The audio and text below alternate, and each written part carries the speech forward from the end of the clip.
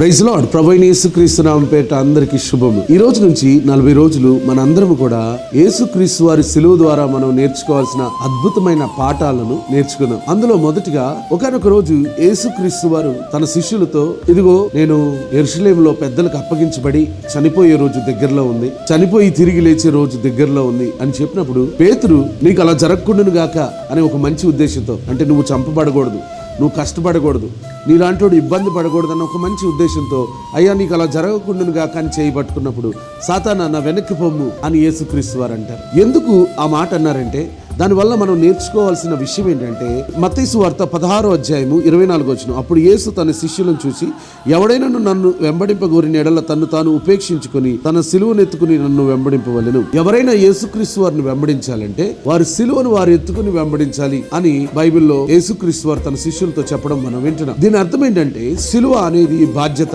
లేకపోతే మనం ఎదుర్కొనే మన సమస్యలు. సిలువ యేసుక్రీస్తు వారి విషయంలో తండ్రి తన కుమారుడైన యేసుక్రీస్తు వారికి అప్పగించిన బాధ్యత. ఆ సిలువను తప్పించుకోవడానికి వీల్లేదు. మీరు గమనిస్తే అప్పగించబడిన రాత్రి కూడా, తండ్రి నీ చిత్తమైతే ఈ గిన్నెను నా ఇద్దరు నుండి తొలగించుము, అయినను నీ చిత్తమే జరుగును గాక అని ప్రార్థన చేస్తారు. మన జీవితాల్లో కూడా కొన్ని శ్రమలు, ఇబ్బందులు, సమస్యలు మనకి ఎదురైనప్పుడు వాటిని తప్పించుకోవాలని ప్రయత్నించొద్దు, వాటిని ఎదుర్కోవాలి, వాటిని జయించాలి. పేతురు ఉద్దేశం ఏంటంటే, తప్పించుకునే పద్ధతులు ఏమున్నాయి, తప్పించుకుంటే బాగుంటుంది కదా అని. నో, తప్పించుకోవడం అనేది యేసుక్రీస్తు వారి బిడ్డల లక్షణం కాదు, యేసుక్రీస్తు వారిని నమ్ముకున్న వారి లక్షణం కాదు. నీకు వచ్చిన సమస్యని నువ్వు ఎదుర్కోవాలి, దాంతో ఫైట్ చేయాలి, జయించాలి. ఈ ఫైట్ చేసేటప్పుడు వాక్యమును ధరించి ఉన్నప్పుడు మనం మోసే భారం చాలా సులువుగా ఉంటుంది.